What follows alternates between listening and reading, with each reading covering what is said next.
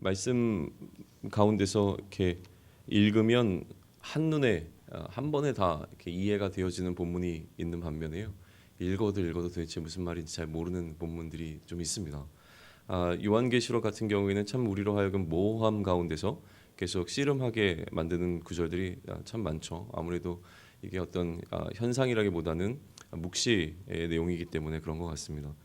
그러다 보니까요, 사실은 학자들은 참 좋아합니다.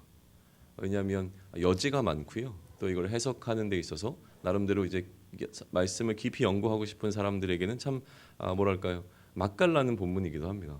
특별히 오늘 본문 같은 경우에는 이제 그 구약에 나와 있는 묵시서인 에스겔서라든가 다니엘서와 이렇게 비교 이렇게 묵상을 하면서 연구를 하다 보면 기가 막히게 이제 맞아 떨어져 가는 어떤 부분들이 있고, 말씀을 통해서 말씀을 해석하면서 느껴지는 그 기쁨들이 있거든요. 이런 것들을 느낄 수 있는 본문이긴 해요. 그런데 우리처럼 이제 하루하루 오늘의 삶의 어떤 힘과 지혜를 얻기 위해서 묵상을 위해서 펼쳤을 때는 사실은 굉장히 좀 부담되는 본문이기도 합니다. 그럼에도 불구하고 하나님께서 오늘 우리에게 주시는 지혜가 있는 줄로 믿습니다. 오늘 본문은요, 사실은 막간이라고 불리는 본문이에요. 막간이 뭐냐면 이제 두 개의 사이에 끼어 있는 것을 막간이라고 하지 않습니까? 요한계시록에 두 번의 이제 막간이 등장하는데, 첫 번째 막간은 언제였냐면 이미 우리가 살펴본 7장입니다. 그러니까 여섯째 인과 일곱째 인을 그 떼는 사이가 이제 막간이 존재하고요. 그리고 지금 오늘 우리가 살펴보는 이 본문은 여섯째 나팔과 또 일곱째 나팔을 부는 그 사이에 지금 존재하는 본문입니다. 그러니까 이 두 번째 막간은요, 10장 1절로부터 11장 13절까지를 막간이라고 부릅니다.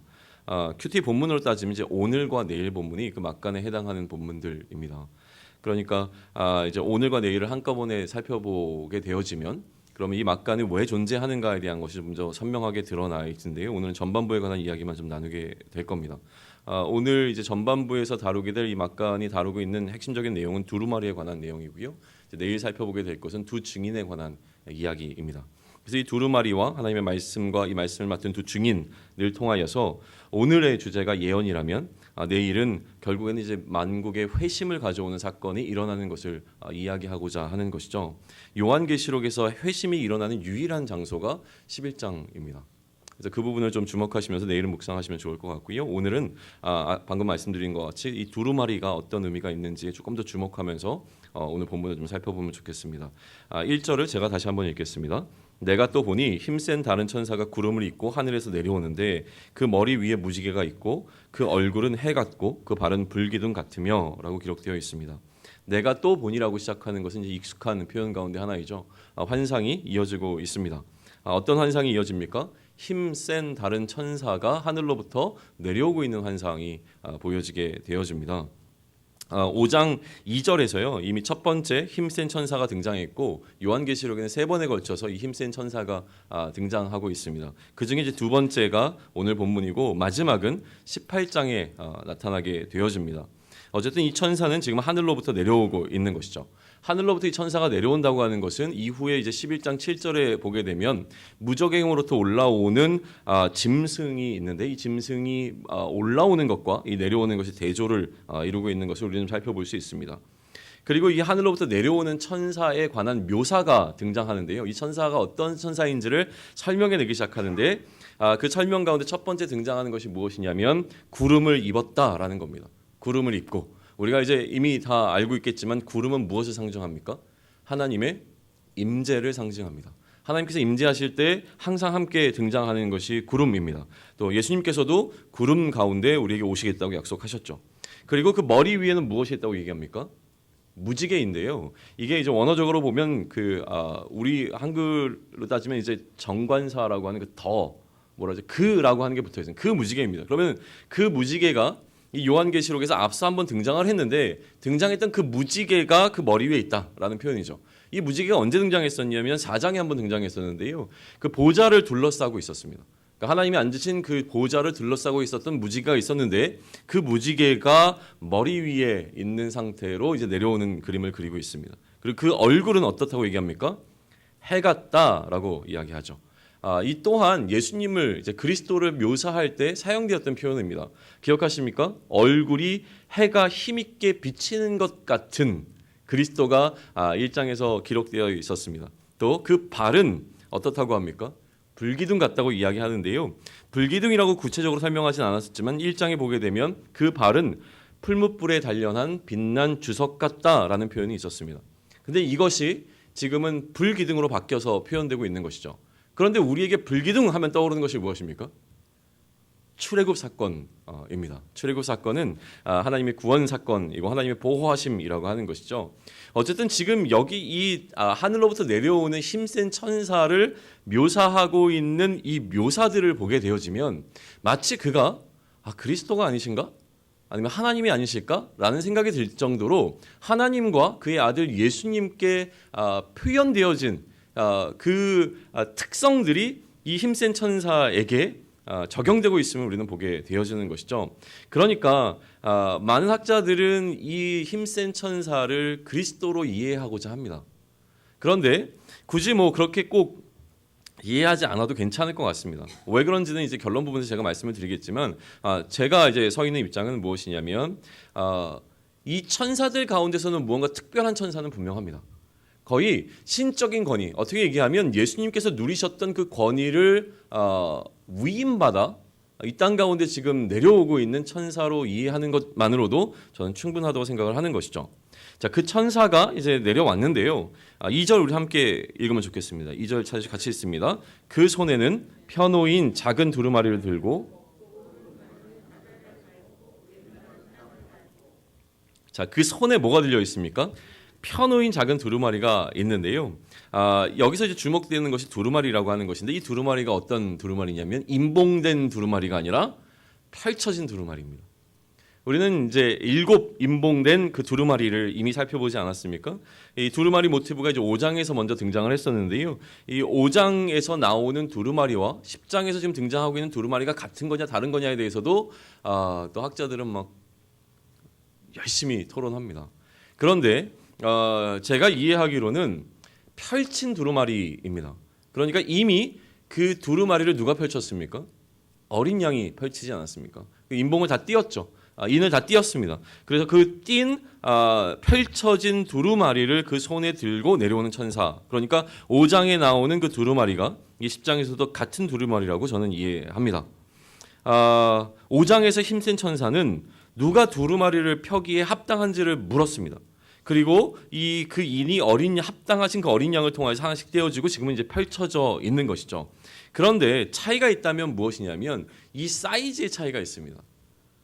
이것도 이제 원어적으로 이제 계속 이게 연구를 하는 자들인데 여기서 뭐라고 하냐면 작은 두루마리라고 표현을 하고 있다는 거예요.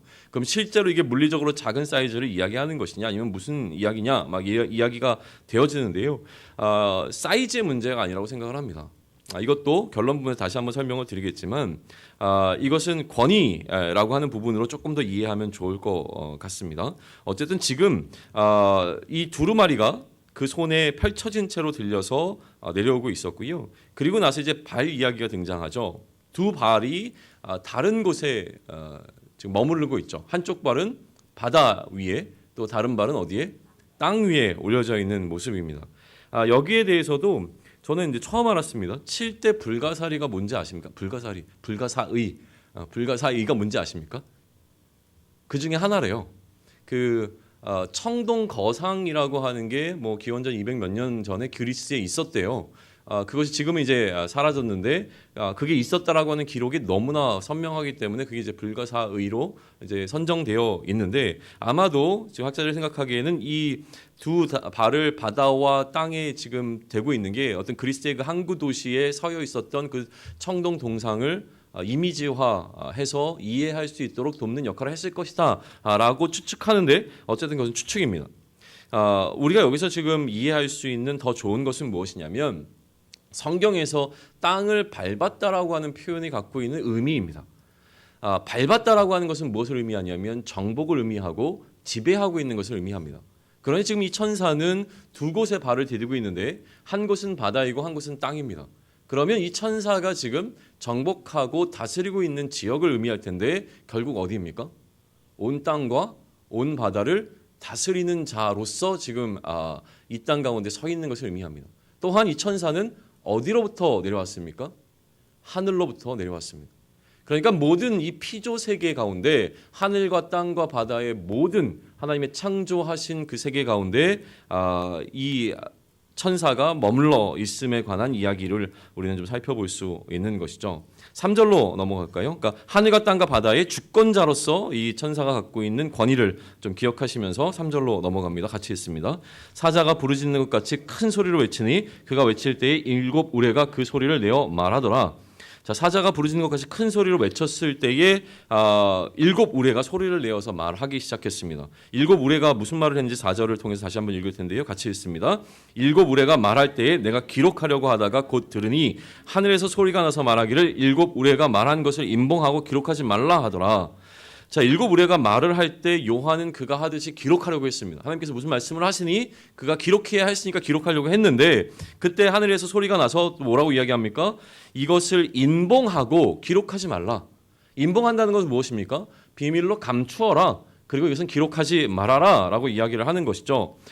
사실 여기서 얘기하는 일곱 우레의 소리가 무엇일까라고 하는 것에 대해서 추측하건대 가장 근거가 있는 것은 무엇이냐면 시편 29편에 나와 있는 하나님의 소리입니다. 시편 29편에서 우리와 같은 소리를 하나님께서 7번에 걸쳐서 말씀하시는데 그것과 지금 매칭시켜서 이해를 한다고 하는 것이죠. 그런데 지금 우리가 주목해보고 싶은 것은 무엇이냐면 이 임봉하신 이유가 무엇인가라고 하는 거예요. 사실은 쉽지 않은 부분입니다. 여러 가지 해석들이 있고 이 가운데서 무엇을 우리가 선택할 것인가라고 하는 것은 꽤 어려운 문제입니다. 일단 첫 번째 문제는 무엇이냐면 하나님께서 임봉하신 것을 심판의 취소로 볼 것이냐. 예를 들면 지금 우리가 일곱이라고 하는 일곱인을 뗄 때 또 일곱 나팔이 불려질 때에 일어나게 되는 하나님의 심판이 마찬가지로 일곱 우레가 선포되어지는 그 순간 또 다른 어떤 심판이 있을 것인데 이것이 유보된 것인가 아니면 취소된 것인가 이런 질문들을 던질 수 있다라고 하는 것인데요. 그 부분에 대해서는 우리는 알리시지 않기로 한 것, 그러니까 임봉했다라고 하는 것은 언젠가는 펼쳐질 것인데 하나님께서 잠시 닫아놓으신 것으로 이해하는 것이 옳을 것 같습니다. 그런데 여기서 더 주목되어지는 것은 무엇이냐면 저는 이렇게 생각합니다. 계시의 종교이거든요. 기독교는. 한마디로 얘기하면 하나님께서 자신의 뜻과 하나님이 어떠한 분인지를 우리에게 알려주지 아니하시면 우리는 결코 하나님을 알 수 없는 존재입니다. 우리가 모점 하나님을 안다라고 하는 것은 사실은 말도 안 되는 이야기. 하나님께서 보여주신 만큼만 우리는 알 수 있는 것이죠. 하나님이 계시해 주신 이 성경을 우리가 완전히 통달하고 여기 전문가가 됐다고 해서 하나님을 다 안다라고 얘기할 수 없습니다. 여전히 이것은 하나님께서 자신을 알려주신 그 하나님에 대한 일부분이기 때문에 그렇죠. 그러니 지금 이 묵시를 통해서 계시록을 통해서 하나님께서는 요한에게 하나님께서 행하려고 하시는 일들과 또 하나님이 어떠한 분이신지를 계속 알려주고 계시는데 그러나 그 주도권은 누구에게 있냐면 여전히 하나님께 있음을 보여주는 사건이라고 저는 이해하는 겁니다. 무슨 얘기냐면 요한이 아무리 그가 하나님을 더 알기를 위해서 노력하고 하나님의 계시가 무엇인지를 알기 위해서 열심히 학자적인 마인드로 이것을 연구한다고 해도 알 수 없습니다. 하나님께서 주시고자 하면 주실 수 있는 것이고 하나님께서 여기까지다라고 얘기하시면 거기까지인 것이죠. 그러니까 여전히 지금 하나님께서는 이 모든 상황을 통제하고 이 모든 주권은 하나님께만 있음을 보여주는 사건이라고 하는 겁니다. 5절과 6절로 좀 넘어가면 좋겠습니다. 연달아 5절과 6절을 같이 읽겠습니다. 내가 본 바 바다와 땅을 밟고 서 있는 천사가 하늘을 향하여 오른손을 들고 세세토록 살아계신 이 곧 하늘과 그 가운데 있는 물건이며 땅과 그 가운데 있는 물건이며 바다와 그 가운데 있는 물건을 창조하신 이를 가리켜 맹세하여 이르되 지체하지 아니하리니. 지금 아까도 말씀드렸지만 이 온 바다와 땅의 주권을 갖고 있는 천사가 이제 하늘을 향하여 오른손을 들고 맹세하고 있는 장면이 등장하고 있는 것이죠. 1절에서 말한 그 힘센 천사인 것이죠. 오른손을 들고 맹세하는 행위는 이 근래에 생겨난 것이 아니라 성경 여러 곳에서 이미 등장하고 있는 표현입니다. 그러니까 어떤 약속, 자신이 맹세하고 있는 것에 대한 책임을 나타내는 행위로 오른손을 드는 것이죠. 그가 맹세합니다. 맹세하는 그 대상이 누구입니까? 세세토록 살아계신 이에게 맹세하고 있습니다. 자, 구약의 맹세를 기억하실 겁니다. 구약의 맹세 속에서는 어떻게 맹세합니까?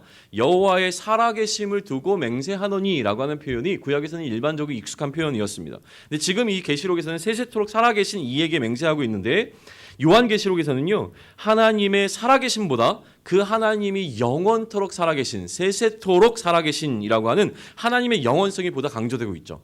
왜냐하면 지금 계속적으로 요한계시록을 다루고 있는 것은 무엇이냐면 세상의 끝입니다.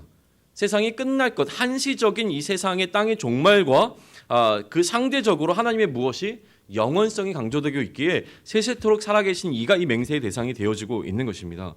그런데 주목되는 것은 무엇이냐면 그 세세토록 살아계신 하나님을 더 구체적으로 추가적으로 설명할 때 뭐라고 설명하냐면 하늘과 그 가운데 있는 물건, 땅과 그 가운데 있는 모든 것들, 그리고 바다와 그 가운데 있는 모든 것을 창조하시니, 다시 얘기하면 창조주 하나님이라고 부가적으로 설명을 하고 있는 것이죠. 자, 무엇이 생각되냐면 지금 하나님께서는 무엇을 하고 계신 중입니까?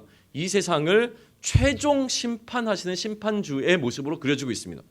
그런데 이 하나님을 설명할 때에 다시 요한은 무엇이라고 이야기하냐면 창조주 하나님을 이야기하고 있는 것이죠. 창조주 하나님을 보았습니다. 시작의 하나님이십니다. 그리고 최종 심판하시는 심판주 하나님을 보았습니다.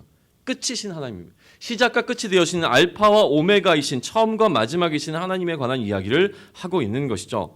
그리고 그 하나님께 시작과 끝이 되어지고 처음과 마지막이 되어시는 그 하나님께 맹세하고 있는데 이 천사가 맹세한 내용이 무엇입니까? 지체하지 아니하리라 라고 이야기하고 있는 것이죠.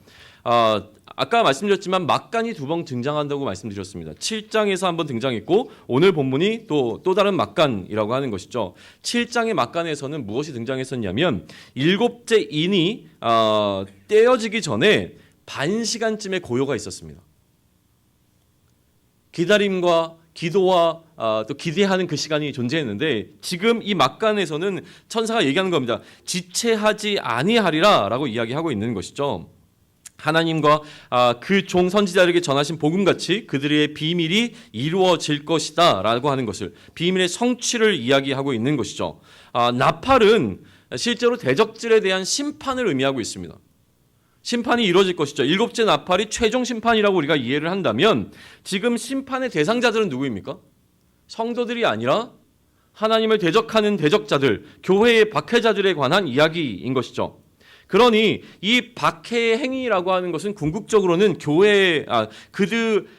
그들이 심판을 받을 만한 근거를 제시해주고 있는 거예요. 하나님을 대적하는 자들이 심판받아야 되는데 그들이 심판을 받는 근거는 무엇이냐면 이들이 교회를 박해했기 때문이라고 하는 겁니다.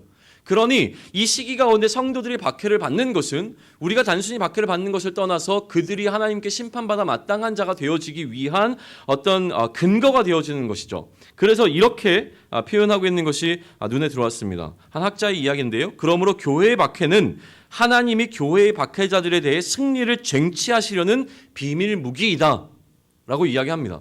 성도들은 박해를 받아야 하고 이 박해를 견뎌낼 것입니다. 그러나 박해했다는 그 사실 때문에 하나님의 대적들은 하나님의 심판을 결코 피할 수 없게 된다라고 하는 것이죠. 예수 그리스도의 십자가의 죽으심 또한 마찬가지입니다. 예수님께서 십자가에 죽으셨기 때문에 원수를 멸할 근거가 이 십자가로부터 출발했고 그것을 통하여서 원수가 멸하여졌다라고 하는 것이죠.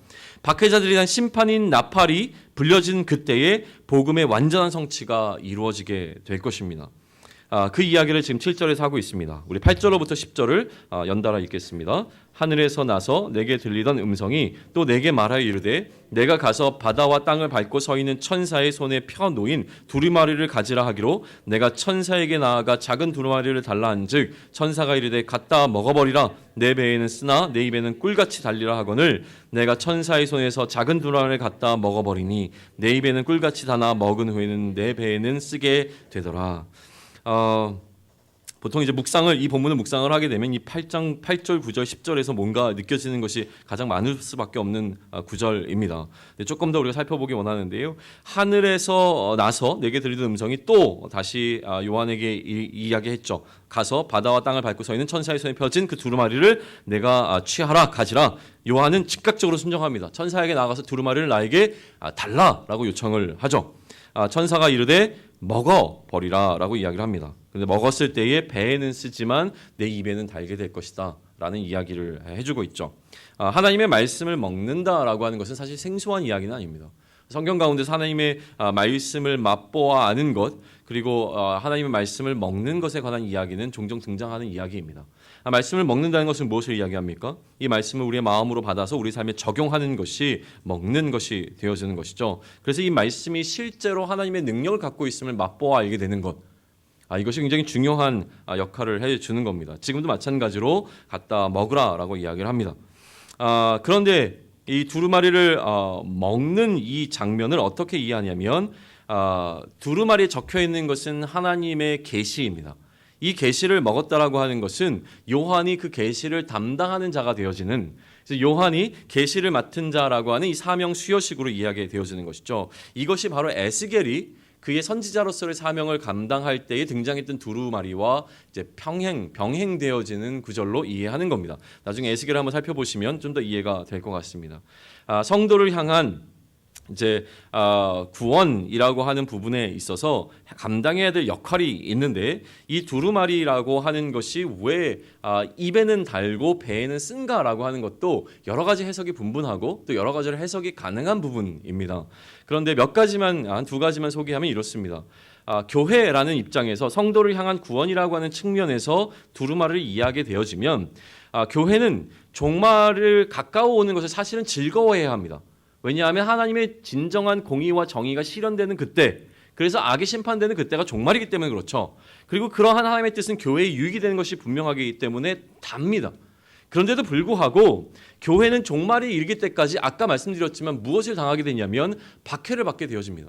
그러니 종말에 이르는 과정은 교회에게 쓴맛이 되어지는 것이죠. 대적을 향한 심판으로 바라보게 되면 생각해 보십시오. 심판의 이 선언은 성도들의 신원의 결과입니다. 하나님, 우리를 향하여 하나님께서는 무엇을 하십니까? 보복하여 주십시오라고 하는 이 간구가 이루어질 때에 우리에게는 이것은 단맛이 되어집니다. 그러나 성경 속에서는 이러한 원수들을 심판하는 것을 통하여서 성도들이 그것 봐 고소하다, 속이 시원하다, 이런 마음을 갖지 않는다는 거예요. 여전히 우리의 원수들이지만 그들이 하나님께 멸하여 심판받을 때에 우리 마음속에는 쓴맛이 들어온다 라고 하는 것이죠. 이렇게 두 가지로 다 해석이 가능한 부분입니다. 11절로 넘어가겠습니다. 11절 같이 읽습니다. 그가 내게 말하기를 내가 많은 백성과 나라와 방언과 임금에게 다시 예언하여야 하리라 하더라. 그 천사가 말하여 무엇이라고 얘기합니까? 다시 예언해야 할 것이다. 아까 이 막간의 핵심 주제가 있었는데 그것은 두루마리라고 했고, 그 두루마리는 결국은 예언을 이야기하는 겁니다. 하나님은 자신의 계시의 활동 속에 요한을 지금 가담시키고 계시고요. 요한이 세계에 대한 하나님의 선교, 곧 이후에 내일 본문에 등장할 두 증인의 예언 활동을 통해서 행하실 그 선교에 참여할 수 있도록 요한을 부르시고 계신 장면으로 오늘 본문은 이제 마무리되어지고 있습니다. 시간이 좀 갔지만 결론을 맺겠습니다. 오늘 이 본문을 놓고 어떻게 우리가 묵상할 것인가를 계속 고민하다가 제 마음 가운데 들어온 것은 무엇이냐면 두루마리입니다. 두루마리가 어떻게 이동하고 있는가를 다시 한번 좀 되새겨 보시면 좋을 것 같습니다. 원래 이 두루마리는 어디에 있었습니까? 하늘 보좌에 계신 하나님의 오른손에 놓여있던 두루마리였습니다. 근데 이 두루마리가 누구에게로 넘겨집니까? 어린 양이 이 두루마리를 취했습니다. 그리고 이 어린 양이 이 두루마리를 펼쳤죠. 그리고 이 펼쳤던 두루마리가 누구에게로 넘겨지고 있습니까? 힘센 천사를 통하여 이 땅 가운데로 내려오고 있습니다. 그 손에 있었던 두루마리를 지금 누가 취하고 있습니까? 요한이 취해서 먹고 있습니다. 그 요한이 취해서 먹었던 그 말씀이 성경에 기록되어 흘러오므로 지금 이 두루마리는 누구에게 있는 것과 같습니까? 이 말씀을 대하는 우리에게 쥐어진 것과 같은 상태가 되었다라고 하는 겁니다. 그러니까 지금 이 두루마리는 어린 양과 천사와 요한을 통하여서 지금 살아가고 있는 교회로 계속 흘러가고 있는 것이 두루마리의 이동이라고 하는 것이죠. 그러면 요한은 이 두루마리를 먹었을 때 그가 받았던 사명은 무엇입니까? 예언하는 것이었습니다. 그럼 오늘을 살아가는 교회인 우리에게 이 두루마리가 전달되었고 우리가 먹었습니다. 그럼 그 다음에 우리에게 주어진 사명은 무엇이겠습니까? 우리 또한 예언하는 것입니다. 제가 어떻게 예언을 할까요? 근데 이미 우리가 이 세상의 종말이 어떠할 것인지, 또 예수님께서 어떻게 하실 것인지에 관해서 이미 알고 있는 것이죠. 그게 예언이죠. 이 땅의 끝과 또 그 끝 이후에 어떤 세계가 존재한다라고 하는 것을 우리는 알고 있기에 우리가 이제 살아야 하는 것은 그것에 대한 증인의 삶을 살아야 한다라고 하는 것이 우리에게도 전해진 사명이라고 하는 것입니다. 두 번째는 무엇이냐면 아까 두루마리를 갖고 내려왔던 천사에 관한 묘사입니다. 이 천사를 성경은 어떻게 기록해내고 있습니까? 마치 그리스도와 같은 급으로 설명하고 있습니다. 왜요? 두루마리를 맡았기 때문이라고 저는 이해하는 것입니다. 무슨 얘기냐면 하나님께서는 그 제자들을 이 땅에 보내실 때에 아버지께서 나를 보내신 것 같이 나도 너희를 보내노라 라고 이야기를 하셨고, 이 땅 가운데 우리가 감당해야 되는 것은 무엇이냐면 그리스도로서 남겨진 사역을 감당할 것을 우리가 부탁하셨습니다. 그러니 우리가 이 땅을 살아가는 동안 우리는 그리스도로서 살아가는 자들이 되어지는 겁니다. 그래서 베드로는 얘기하지 않습니까? 자신을 이해할 때 우리는 왕 같은 제사장이라고 이야기합니다. 그리스도다라고 이야기하는 것이죠. 그러면 우리에게도 이 천사에게 보여지는 이 권위가 존재한다는 사실을 우리는 신뢰해야 합니다. 이 천사의 얼굴에 나타났던 영광의 빛이 우리 가운데도 나타나고 있고, 우리가 이 땅과 바다와 하나님이 창조하신 이 모든 것에 하나님께서부터 부여받은 위임받은 권세와 권위를 통하여 이 땅 가운데 우리가 사역하고 있다고 하는 것을 우리는 신뢰해야 된다는 것이죠. 베드로에게 뭐라고 얘기했습니까? 네가 열면 열리고 닫으면 닫으리라. 막강한 권세를 갖고 있는 우리들이 이 책임감을 갖고 오늘을 살아가야 한다는 것을 저는 오늘 본문은 이야기해 준다고 믿습니다. 마지막은 무엇입니까? 이 말씀의 단맛과 쓴맛입니다. 그러니 이 사명을 감당하는 동안 때로는 우리에게 향한 박해가 있을 수 있음을 우리는 기억해야 하는 것이죠. 또한 이 사명을 감당하는 동안 우리에게 기쁨이 되어지는 일도 있겠지만 우리에게 여전히 슬픔으로 다가오는 일도 있을 것입니다. 여전히 끊임없이 하나님의 심판의 메시지를 전하지만 변하지 않는 그 사람이 우리 마음 가운데 슬픔으로 다가올 수도 있는 것이죠. 말씀이 갖고 있는 이중성을 우리는 이해하되, 그러나 이 말씀을 맡은 자에게 허락하신 권세가 어떠한지를 깨닫고 이 땅을 살아가면서 선교의 심정으로, 선교사의 마음으로 오늘도 일어날 일들에 대해서 증인의 살 잘 감당할 수 있는 우리 모두가 되기를 축원합니다. 기도하겠습니다. 일의 결국을 알고 있는 우리들입니다. 이 땅이 어떻게 되어질지, 또 그 이후에 우리가 어떻게 되어질지를 너무나 잘 알고 있습니다. 그런데 아는 것이 우리 삶 가운데서 영향을 끼치지 못하고 있는 것이 늘 두렵습니다. 하나님, 다시 한번 이 땅의 종말이 무엇인지를 기억하게 하시고 이 심판이 무엇인지를 깨닫게 하시고, 심판 그 이후에 견디고 인내한 자들에게 주신다고 약속하셨던 그 상급이 무엇인지를 또한 기억하게 허락하여 주셔서 이 땅을 살아가는 동안 이 막간의 시기 가운데서 하나님 우리에게 맡겨진 이 예언의 사명 잘 감당할 수 있도록 허락하여 주시고, 누구를 만나든지 어떠한 상황에 처하든지 예수가 그리스도라고 하는 그 사실과 예수가 그리스도 되어주심으로 말미암아 우리 가운데 구원과 생명이 들어왔음에 대한 증인의 삶, 온전히 살아낼 수 있는 힘과 지혜를 우리 모두에게 허락하여 주시옵소서. 그러나 우리 앞에 때로는 달지 않고 쓰게 되어지는 상황들이 놓여지게 될 때에 낙심치 않게 하시고 하나님 그것이 마땅한 줄로 깨닫고 그렇게 맛보게 하신 하나님을 오히려 찬송하며 나아갈 수 있는 우리의 걸음이 될 수 있도록 동행하여 주시옵소서. 이 모든 말씀을 예수 그리스도 이름으로 기도드렸습니다. 아멘. 하늘에 계신 우리 아버지요,